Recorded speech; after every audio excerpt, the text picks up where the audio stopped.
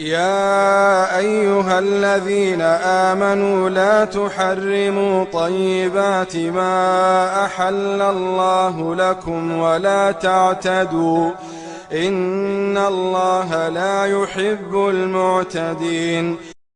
د ایمان خویندانې توسې هغه پاکیزه څیزونه مه حراموئ چې توسې د پوره الله تعالی حلال کړي دي او د حد نه مه تېرېږئ.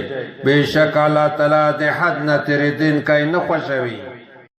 وكلوا مما رزقكم الله حلالا طيبا واتقوا الله الذي أنتم به مؤمنون.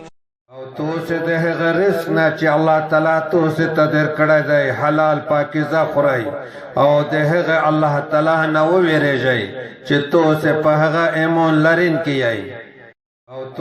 لا يؤاخذكم الله باللغو في أيمانكم ولكن يؤاخذكم بما عقدتم الأيمان فكفارته إطعام 10 مساكين من أوسط ما تطعمون أهليكم أو كسوتهم أو تحرير رقبة فمن لم يجد فصيام 3 أيام ذلك كفارة أيمانكم إذا حلفتم واحفظوا أيمانكم كذلك يبين الله لكم آياته لعلكم تشكرون.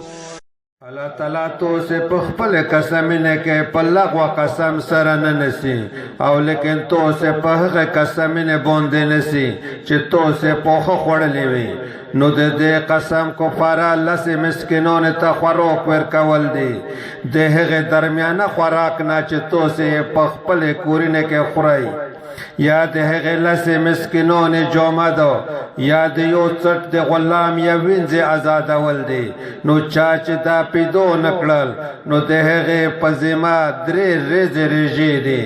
دا د توسې د قسمینې کفاره ده.